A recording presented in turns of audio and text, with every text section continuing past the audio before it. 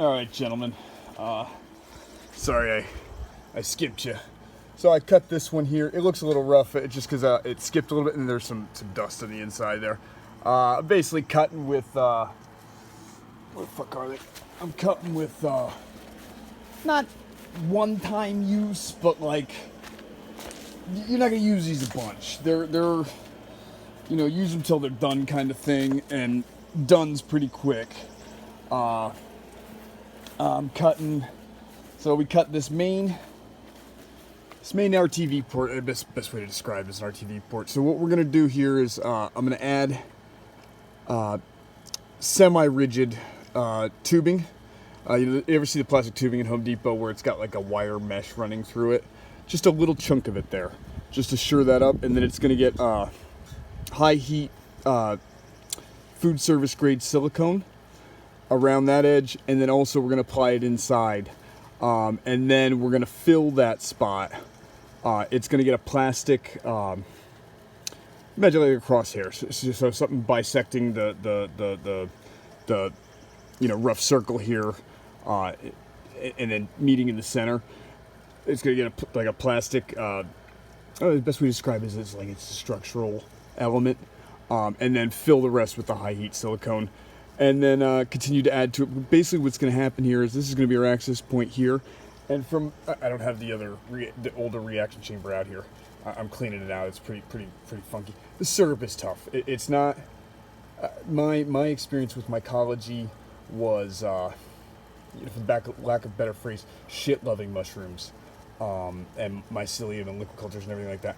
Which then you use dextrose, which is corn sugar, and it's not as sticky and clingy and everything like that. So, but we're making this hole here, and this is going to be where we enter various lengths and positions within this vessel, magnetic copper, bare copper wiring, and then we use that to encourage the microscopic growth in the pattern we like. And then I'm doing another hole up here. You can see I'm halfway there. So when I do this, I just wet it down with some kind of accelerant. Fucking kerosene, gasoline, lighter. Kerosine's the best for cutting fluid, but anything that's flammable should work pretty good. Don't do anything poisonous.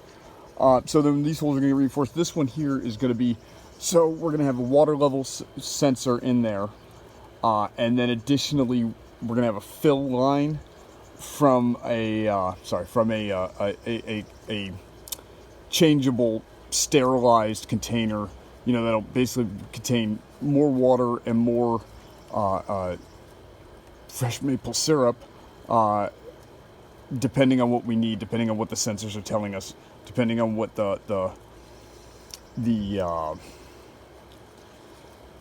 depending on what the mix is. So at certain points we're going to be using more maple syrup because we're going to be growing a lot and it's going to be eating it. And at other points we're going to see, and I get it, yeah, it's a sealed container, but we're also going to have micro pour tape and venting because it also needs air. Just the nature of this kind of, it needs an air exchange. Nature of this kind of organism or whatever. So we're going to lose, you're going to see a little bit of loss, of water as well. I'm hoping we're not going to have any leaks. We're not going to run it with any leaks. So, and then we can see in the bottom here, so this sat for a while. That's staph. That's staph inside there. When it's reddish brown like that, you see that? That's staph. So, what you don't want to do is figure out what all these different contaminant organisms, colors they become. Okay, we want to go for white here. Well, it's going to be in a brown substrate, brown liquid substrate, but we're going for like a kind of a glowing white here with these blue oyster mushrooms. They're mycelium, and it'll be microscopic. And what it should look like in the end is almost like the finest lace you've ever seen suspended in fluid. It'll look like shit water, but whatever. So this is where I'm at with the new reaction chamber.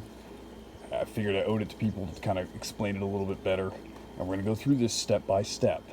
so that you can understand the processes that led me, to whatever the end point is at whatever any given time. So I gotta go. I gotta mend my crab trap, and I gotta hit the water here soon, like we discussed online. Thank you, gentlemen.